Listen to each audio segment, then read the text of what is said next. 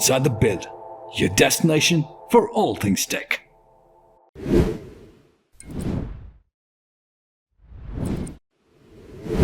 Hello, welcome to Inside the Build, podcast sponsored by Experian Technologies and Helios Quantitative.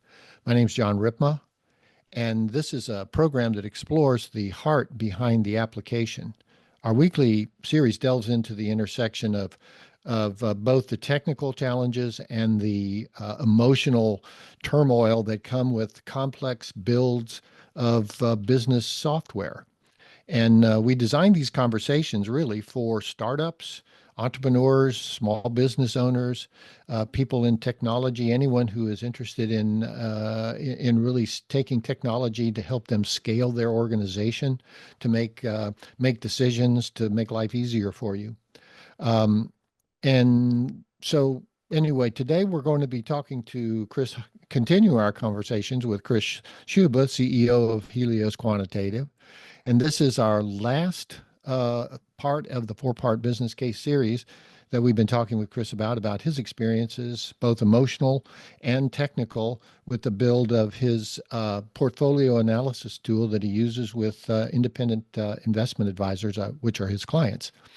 And his business proposition is to provide these tools that the advisors absolutely need, really, to help level the playing field as they compete every day against the giants of the industry, the J.P. Morgans, as we mentioned, Schwab's and Wells Fargo, companies like that. So, Chris, welcome to Inside the Build today.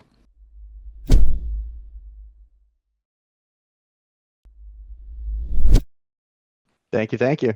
It's the last one. I kind of feel like I'm going to miss this. It is the last one. Yeah, it's really been interesting. It's eye-opening for me, and I've been doing this for 40 years.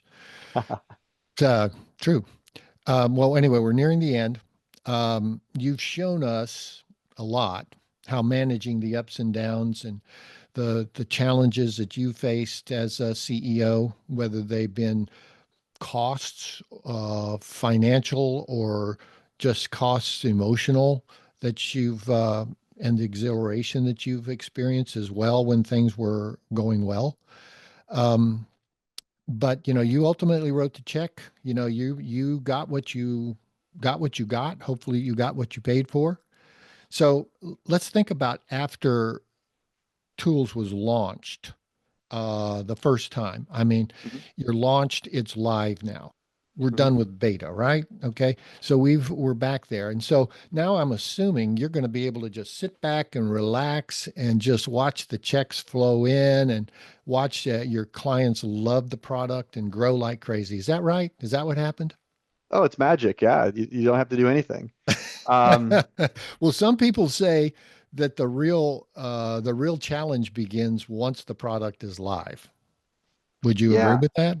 Well, I think it's reasonable that everybody who starts out on the journey to build technology realizes that you're really adding a component or a division to your business, right? I don't think I've ever talked to anybody who thinks, well, I'm just going to build something and never touch it again, right? It just Right. runs like magic. So, obviously there's the day-to-day business as usual running and management of that system, right? Um, most systems aren't self-contained. There's going to be things that you're giving it or taking out of it or things of that nature just on a day-to-day usage basis. So there's the interaction to your software. Mhm. And then there's the technology side, where is it being hosted? Security protocols, all these different things that are part of running that tech side of your business now. I don't want to say that it's onerous. It's just work, right? It's something that somebody has to be looking out for as part of their job within your firm. Maybe that's you, or within your company. Um, but the major theme of this conversation is about building technology, right? So when you get Mhm. done with beta and you're in this business as usual status, I do think it's important that you lay out with your team, what are our business as usual responsibilities, making sure that everyone is equipped within your team long before beta to know kind of what's expected. Um, document things internally in case, somebody quits or gets hit by a bus, understand how to run your own technology is an important um, component of your business now, right? And you should be prepping for that well before your software is even done, right? Hmm. Hmm. Um, Hmm. but at the same point in time, through your beta and maybe even, before your beta, you've already known that you're going to want certain upgrades, certain things that are either improving existing technology or existing functionality, which is an upgrade, or, entirely new capabilities within your system that just haven't been done yet. And Hmm. so you're already rolling into that same process of requirements and going through, mock-ups and code and then going through beta again. And it's just a rolling cycle. So oftentimes, like depending upon how you're structured, before you even get to beta with one release, you've already started requirements for the next release. And it's almost like a conveyor belt, right? Right. And that Right. just becomes part of your business. So yeah, you have your software, it's launched, you're getting the benefits of what it's designed to do. You're getting feedback from your clients or internal, depending upon the system. Um, and you just kind of get on a roll. I mean, it's it's much easier to have a working software and then upgrading and adding to it and running the business once it exists than beforehand. So the first one is always the hardest because it's new. Hmm. But it also oftentimes is the biggest impact for you. Hmm. What I mean is that, all of a sudden the major pain points within your client base or inside your company that you wanted to solve for are generally the ones you tackle first. Right. So Right. you get this release in terms of scale. Maybe you gain, I'm making this up, 100 hours of scale. Well, now you're going to give 10 hours of that back in terms of running your product. So you gain that net 90 hours, right? As an example. Right. Or the Right. Right. quality of your work goes up or something. So I'm not sure if I answered your question exactly right, but there's so many Well, pieces to it. yeah, yeah, absolutely. Well, actually, where I was going is the idea that just because you've launched the product, Mhm. that you then sit back and just just enjoy watching it operate. You do that, but there's ongoing maintenance, of course, that's Mhm. required. But something that and enhancements, as you mentioned, that you these ideas that you just want to enhance it or maybe just add a whole new feature to it, which you've done, Mhm. I know. But here's something that I think is important for you in your business, and I think probably important for any entrepreneur who is, has direct competitors out there, is keeping pace with your competition. Mhm. So, you have competition, and so you look at how happy your clients are with your services and your products, and in this case, particular case with tools, the portfolio analysis tool. And how do you manage to know if you are keeping pace with the competition that could be, working silently, out there and all of a sudden spring itself upon you?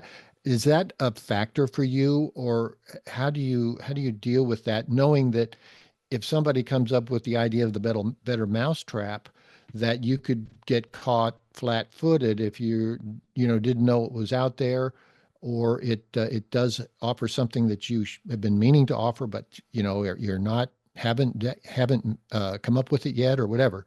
But you know where I'm Mhm. going with this? Yeah, How do you deal with that kind of pressure, let's say, or level of competition that's almost you don't know about that's out there?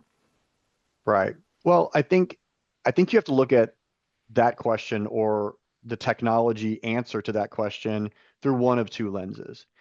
If I'm building technology directly for my business, for my clients, for my lane that I'm very educated in. I understand my competitors. I kind of know what they're doing and where they're going and those types of things.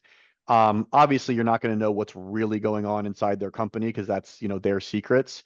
But, you kind of understand your lane, your industry, your clients. That's one conversation. Another one is if Hmm. you're going to hop into somebody else's lane where you're going to expand your capabilities and you're going to jump into someone else's market. Um, And I would imagine, I know what I would do in that scenario is just, do your own market research, right? Understand the competitive landscape, talk to your existing clients that are using your competitors for that type of service that now you want to take that business from them, assuming there's an adjacency. Um, you know,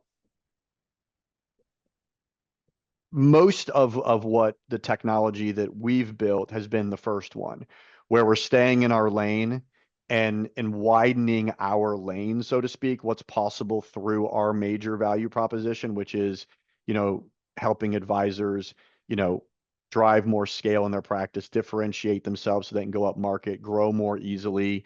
There's a lot of different tentacles that can come off of those thematic ideas. Um, and so we've had the luxury of not really having to worry so much about a side by side competitor, you know, building out technology to compete with us.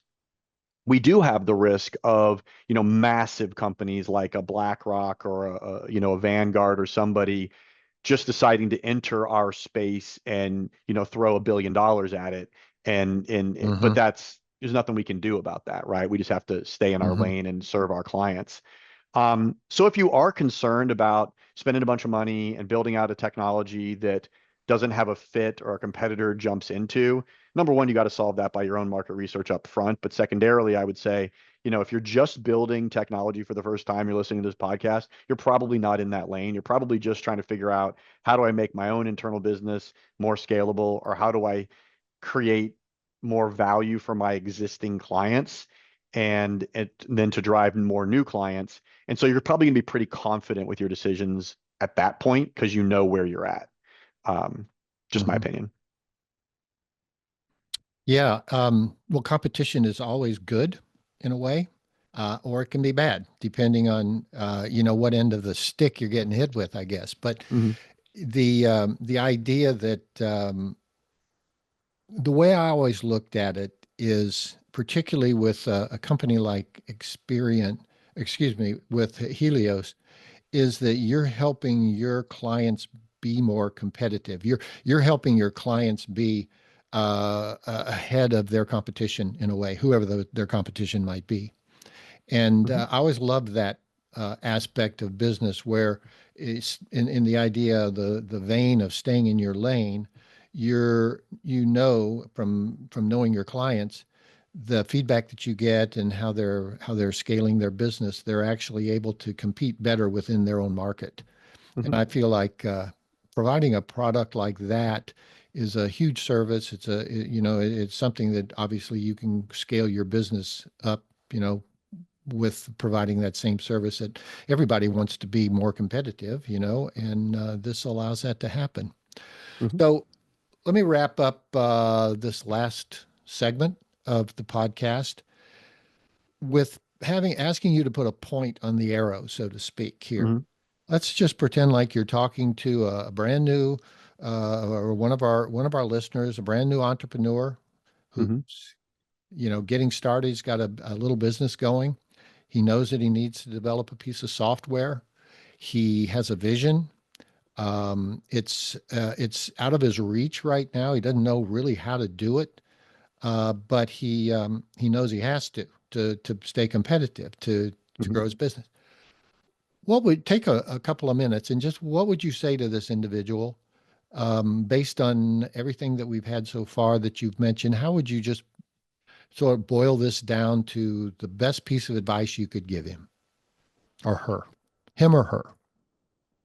Yeah, I mean, from the standpoint that somebody has already decided that they, for whatever reason, need to build some tech, right? And and they're asking me, what's the most important first thing that I can do to to determine or to be successful at that, right? So I'm not Mhm. convincing them to build the tech. I'm Right, just I'm right, right. um and that would go back to something I think I said on the very first of these series was write it all down. Get your vision on paper, understand what you're trying to accomplish and why. Um, and detail the most important capabilities of the system, right? And then bring that to a number of different, if you don't know anybody, right? If you don't know where you're going to go, start tossing that out to development companies. You're listening to this, so make Experian one of them for sure. Mhm. But it's have the conversations, get the details that you need, but start with having a very clear vision of what you want. And the reason I say that is that if I don't have to, if you already know you need to build the software, and it doesn't matter the reason for it, but you know you need it, right? At the end of the day, the more dialed in you are on what it means, what you really need, and why you really need it, means that you'll get the result that you want. You're probably going to have a whole bunch of questions you don't even know answers to, and it might seem impossible. But don't worry about any of that.